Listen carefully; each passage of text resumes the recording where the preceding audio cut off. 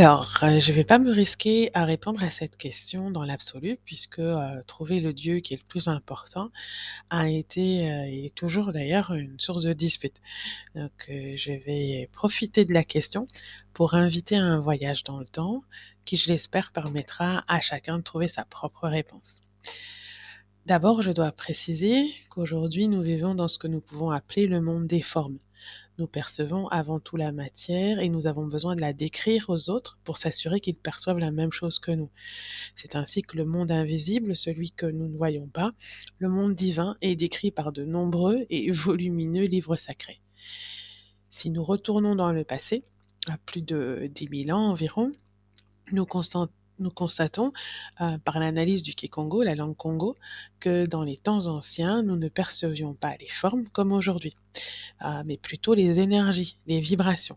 J'ai fait une série de vidéos qui s'appelle Concept Congo 2 minutes chrono, qui peut aider à comprendre la différence entre notre perception du monde aujourd'hui et la perception des humains à l'époque. À cette époque, on percevait sensoriellement le monde invisible et on pouvait donc se contenter d'une étoile à 6 branches pour le décrire complètement et en discuter. Nous avons majoritairement perdu cette perception vibratoire du monde que les animaux ont gardée. Ils sentent les éruptions volcaniques, les tremblements de terre, les feux avant même de les voir. Ils sentent si quelqu'un est malade ou s'il est mal intentionné. Et j'insiste sur le fait que c'est pas un mal en soi, hein, de plus sentir.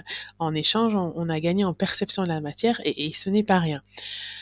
Il faut aussi préciser que cette mutation s'est pas faite d'un seul coup et la cosmogonie des anciens Égyptiens marque bien cette transition. Il y avait à cette époque encore la mémoire des énergies et en même temps un début de travail sur les formes. Les énergies ont été divinisées, elles ont été représentées physiquement par un corps humain ou animal, et elles ont été rattachées à un narratif et à une existence humanisée. Voilà.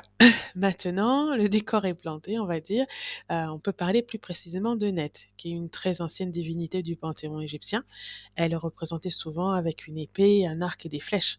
C'est une divinité très pragmatique, que l'on décrit comme à la base de la création du monde. Elle correspond pour les Congos à l'énergie du Ntu. Le Ntu renvoie à l'idée de système originel, c'est ce qui structure et permet de construire. Net et donc tout, c'est la construction de l'œuf primordial, que les physiciens quantiques appellent le Big Bang. C'est la formation des atomes, des planètes, de l'ADN, du vivant, des humains et tout ce qu'ils ont construit. Donc on peut dire à ce titre que Net est bien la divinité primordiale de notre monde. Sans elle, il n'y a pas de matière et donc pas de monde 3D comme nous le connaissons aujourd'hui. Alors, je vais préciser, pour terminer, que notre monde est à la fois matière et vibration. Parce que même si on ne perçoit plus beaucoup la vibration, elle est toujours là et elle a toujours été là et donc elle a logiquement existé avant la création de notre monde. Donc, net, tout existait donc bien avant notre monde. Et sur l'étoile d'Akongo, elle est la convergence de Kalunga et de Bumba.